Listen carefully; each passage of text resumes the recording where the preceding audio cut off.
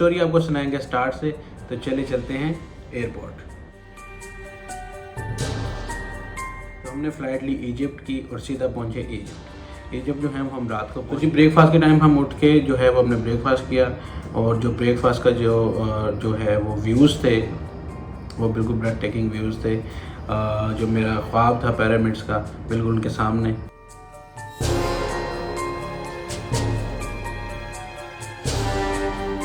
तो जी breakfast pyramids के views के सामने करने के बाद हम गए पिरामिड्स को देखने।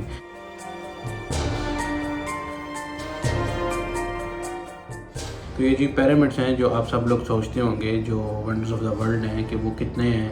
और मैंने भी जैसे आपने पिक्चर्स में देखा होगा कि हम यही समझते हैं कि 3 पिरामिड।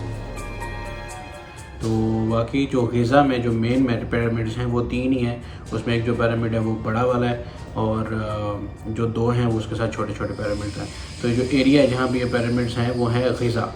गिज़ा जो है ओल्ड जो है इनका सिटी है।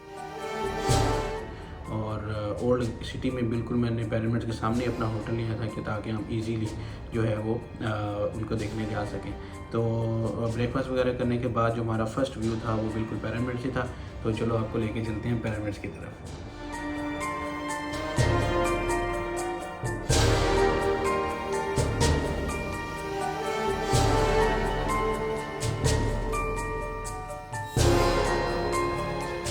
अच्छा जी पिरामिड्स जो थे वो मेरे बचपन का ख्वाब था। जब भी मैंने उनको पिक्चर्स में देखा तो हमेशा यही सोचा कि यार कभी यहाँ पे पहुँचेंगे, कभी इसको देखेंगे। तो अल्लाह पाक ने वो मेरा ख्वाब पूरा किया। तो पिरामिड्स देखे, काफ़ी ब्रेथ टेकिंग व्यूज़ थे उनके। और जो चीज़ें जो ख्याल रखने वाली हैं वो ये हैं कि जो एरिया है, जो पिरामिड्स का एरिया, उनको एंट्री के लिए जो फ़ीस है वो है 200 इजिप्शियन पाउंड। लेकिन आपने किसी भी जो वहाँ पे गाइड है उसको नहीं लेना। जो मैं आपको मशवरा देता हूँ वो यही है कि आप पैदल जाएं, अपना टिकट लें 200 इजिप्शियन पाउंड का ईच पर्सन। और अपना टिकट लेने के बाद आप वो कुछ 500-600 मीटर के दूर पे ही हैं पिरामिड्स। चढ़ाई है, आप चढ़ सकते हैं, ऊंचाई है, लेकिन किसी को पैसे ना दें।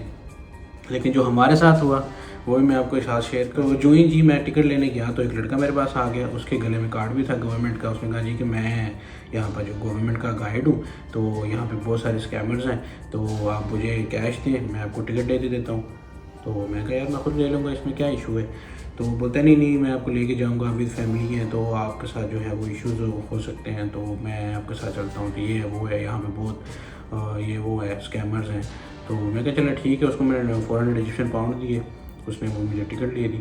टिकट लेने के बाद वो एक बैक साइड पे चला गया, पीछे आए मैं आपकी साइड से लेके चलता हूँ। तो वहाँ पे जो है वो टांगे खड़े हुए हैं, जो टांगा पाकिस्तान में चलता है वो टांगे हैं, घोड़े हैं। और वो जाके तो मुझे बैठा लिया। तो मैंने उससे पूछा भाई इसका क्या रेट है ये जो आप हम लेके जाओगे। तो कहता कुछ नहीं आप बैठो चलो।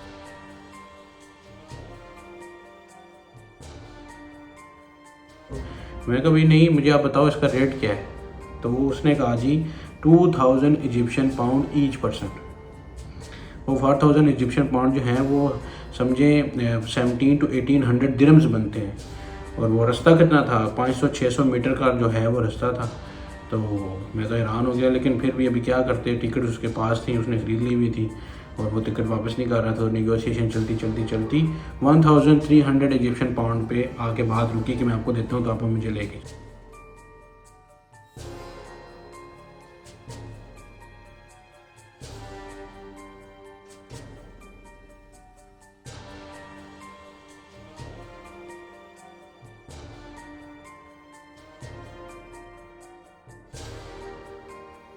चलो तो वो तो हम चले गए जी। स्कैम का हिस्सा जो है वो स्कैम हमें लग गया।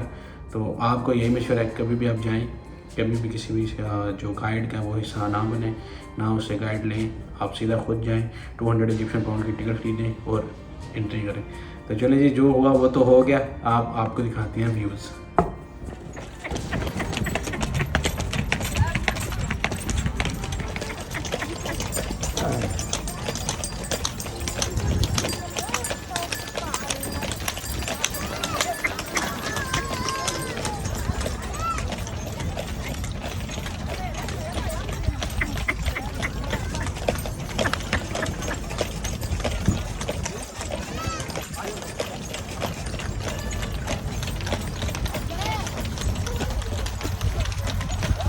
दूसरी चीज़ जो देखने वाली है वहाँ पे कि लोग काफ़ी गरीब हैं।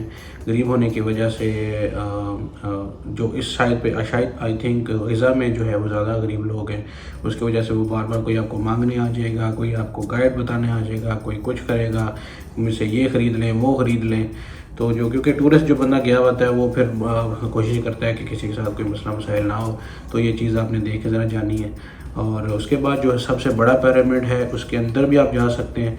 तो जो ये ग़िज़ा के अंदर जो पिरामिड्स हैं वो 3 हैं, लेकिन मैं आपको ये चीज़ बताऊं कि जो टोटल पिरामिड्स हैं वो 14 है।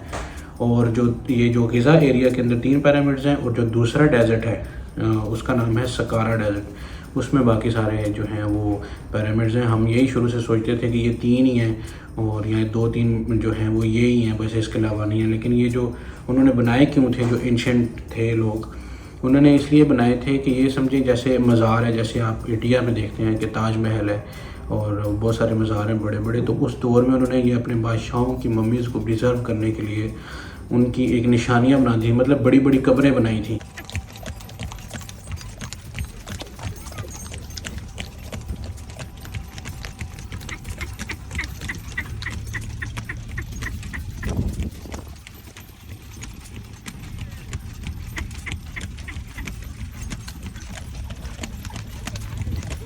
This is Benin panorama. You stay here, you take photo with photo here.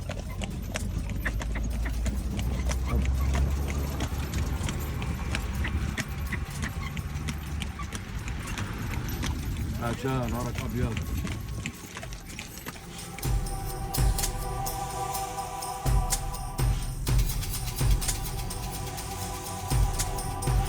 कि दूर से पता चले कि ये जो है वो हमारा बादशाह था, जिसका जितना बड़ा पिरामिड था वो उतना बड़ा बादशाह था। तो उस जो बड़ा मेन पिरामिड है उसके अंदर भी आप जा सकते हैं। उसके अंदर जाने की फ़ीस भी जो है वो भी 200 इजिप्शियन पाउंड है, लेकिन उसके अंदर मैं नहीं गया। लेकिन जो सकारा वाला डेजर्ट था उस मैं पिरामिड के अंदर गया हूँ, तो उसकी वीडियो भी मैं आपको दिखाऊँगा कि वह उसके अंदर क्या क्या है।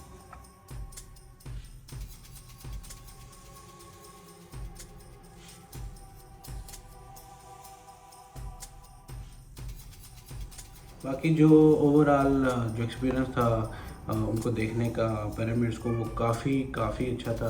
क्योंकि आप देख के हैरान हो जाते हैं, वो वाकई ही वंडर्स ऑफ द वर्ल्ड हैं। आप सोच नहीं सकते कि कैसे बने होंगे। और वो पत्थर जो है वो आई थिंक 5 मीटर स्क्वायर का एक एक पत्थर है, और इससे भी बड़े बड़े पत्थर हैं जो उन्होंने रखे हुए हैं। और वो बंदा सोच नहीं सकता कि ये इंसानों ने किए हैं। और वो उन्होंने अपने बादशाहों को खुश करने के लिए और उनकी मम्मी को प्रिजर्व करने के लिए ये सारी चीज़ें की। और सब बिल्कुल ख़त्म हो चुका है, सिर्फ वो बड़ी बड़े जो हैं वो पिरामिड्स बाकी हैं वहाँ पे। और जो है वो हमने वहाँ पे काफ़ी पिक्चर्स ली।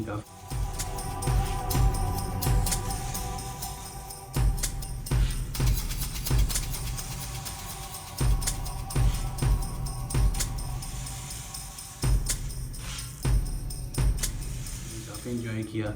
बहुत सारी चीज़ें लोग वहाँ पे बेच रहे होते हैं। और उसके बाद जो है वो जो हमारा सेकंड था जहाँ पे हमने जाना था वो था दरियाए नील, और उसके बाद था इजिप्शियन म्यूज़ियम। तो आपको लेके चलते हैं इजिप्शियन म्यूज़ियम की तरफ।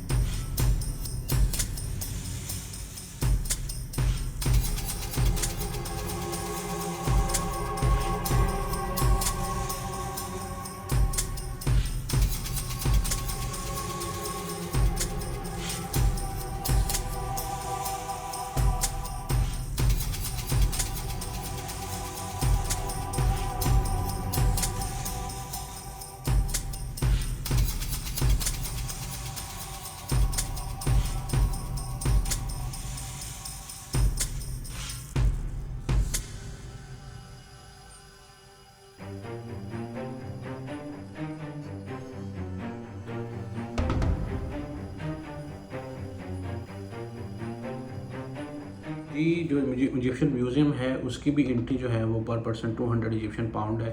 और वो आपने बिल्कुल ख़ुद लेनी है। किसी बंदे को नहीं कहना कि मुझे ले दो, या कोई आपको आके कहे कि मैं आपको ले देता हूँ या मैं आपको एंट्री करा देता हूँ, नहीं आपने करना। उसके बाद आपको कैमरा अंदर लेके जाने नहीं देते।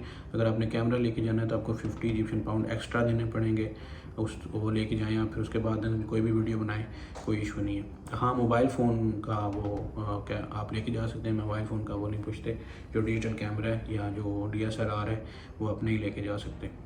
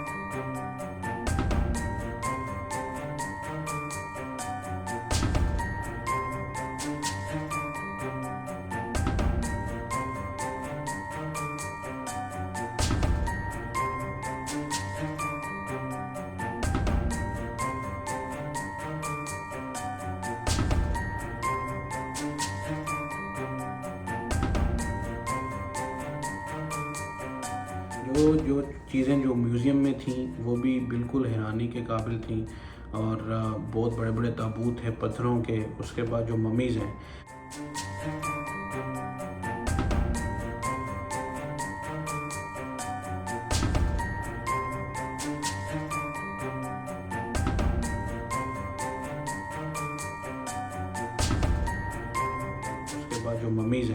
जो मैं मम्मीज़ का आपको बता दूँ, सबसे जो मम्मी जो मैंने सोची हुई थी, वो मैंने देखनी थी, वो यही था कि फ़िरौन की जो मम्मी जो उन्होंने प्रिजर्व की है। तो हम जो पिक्चर्स में देखते हैं वो सब कुछ देखते हैं, जो जैसे आपने मेरी वीडियो में भी देखा, जो एक मम्मी मैंने आपको दिखाई है, वो मम्मी फ़िरौन जो इटसेल्फ फ़िरौन, जिसको हम फ़िरौन कहते हैं, जो समुंदर से बाहर फेंका गया।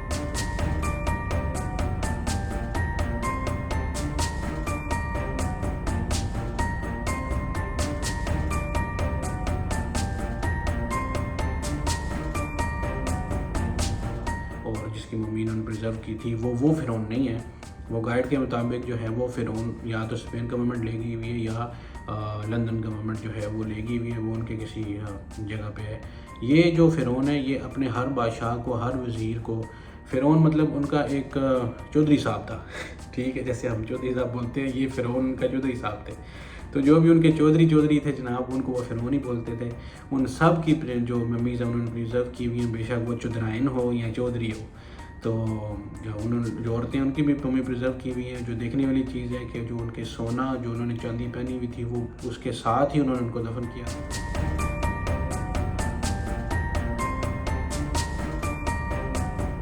उसके साथ ही उसके ऊपर पट्टियाँ बांधी हुई हैं। और बंदा देख के हैरान हो जाता है कि यह क्या चीज़ है। छोटे छोटे बच्चे जो हैं वो भी उन्होंने प्रिजर्व वहाँ पे किए हुए हैं। और वो देख के ऐसे ही लगता है कि शायद ये कुछ साल पुराने हैं, लेकिन वो सदियों से वैसे ही पड़े हुए हैं। और ये अल्लाह ही है जिसने ये चीज़ें जो है वो अभी तक रोक के रखी हुई, शायद हमें बताने के लिए कि इस तरह के लोग थे। तो वो भी काफ़ी अच्छा एक्सपीरियंस था जो मैंने वहाँ पे किया। और उसके बाद जो है वो जो फ़िरौन के बारे में बताने वाली चीज़ है कि जो आप पिक्चर्स में देखते हैं,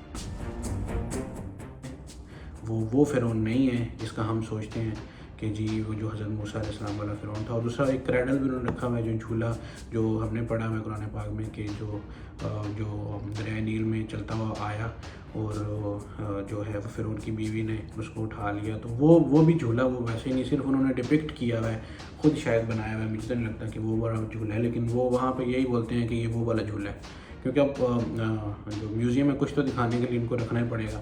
और जो वो फ़िरौन की जो वो मतलब ममीज़ पड़ी वो भी यही बोलते हैं कि वो फ़िरौन की है, लेकिन जो मैंने फिर बाद में उसकी तय में गया तो वो पता चला कि जी ये नहीं वो फ़िरौन, ये तो बस सब फ़िरौन ही है, सब चौधरी साहब हैं। ठीक है जी।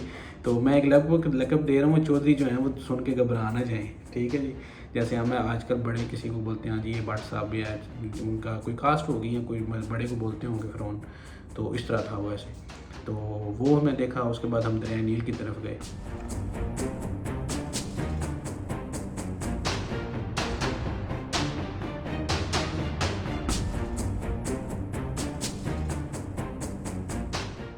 दरिया नील जो है वो भी एक नॉर्मल दरिया की तरफ अभी हो चुका है, क्योंकि वो बहुत पुराना था जब, तब उसकी बहुत वैल्यू थी।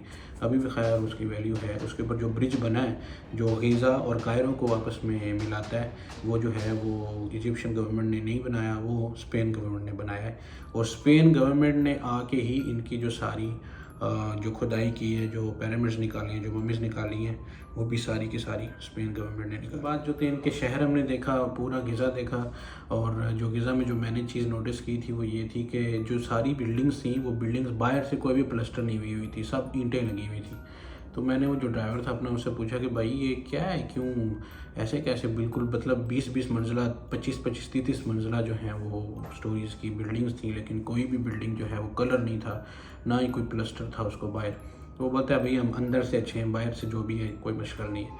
तो ये भी चीज़ देखनी चाहिए कि देखें उनका कैसा, बाकी जो उनकी जो वो औरतें हैं और वो सब यूरोपियन स्टाइल है, सब मतलब जो उनके कपड़े पहनने का स्टाइल है सब यूरोपियन जैसे, मतलब उनका स्कर्ट पहनना या मतलब पर्देदार हैं, लेकिन जीन्स और अपर और ये वो उनके लिए कोई मतलब मसला नहीं है इजिप्ट के लोगों के लिए।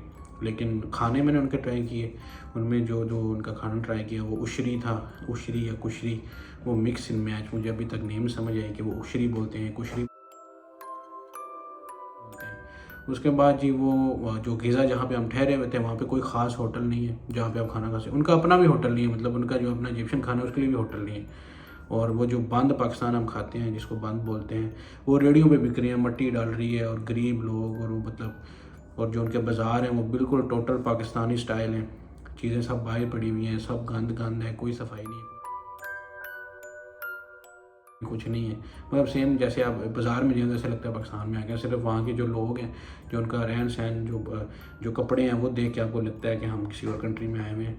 बाकी जो मर्द हैं उन्होंने बड़े बड़े वो तोप पहनी हुई है, जो कंदूरा है, जो औरतें उन्होंने स्कर्ट जीन्स पहनी हुई है। तो वो देख के यही लगता है कि हम किसी कंट्री में आए हैं, लेकिन अदरवाइज जो सफाई और वो बाकी चीज़ें वो सब गंद पाकिस्तानी है। और आजकल इन्फ्लेशन रेट वहाँ पे भी काफ़ी हाई है, चीज़ें काफ़ी महंगी हैं और हर जगह जगह पे आपको स्कैम मिलेगा। होटल में जो मैं गया हूँ उशरी खाई, वो उशरी आई थिंक 10 या 12 इजिप्शियन पाउंड में मिलती है, जो मुझे 265 इजिप्शियन पाउंड में उन्होंने बेची। तो ये चीज़ें आपने जो है वो अपने दिमाग में रखनी है।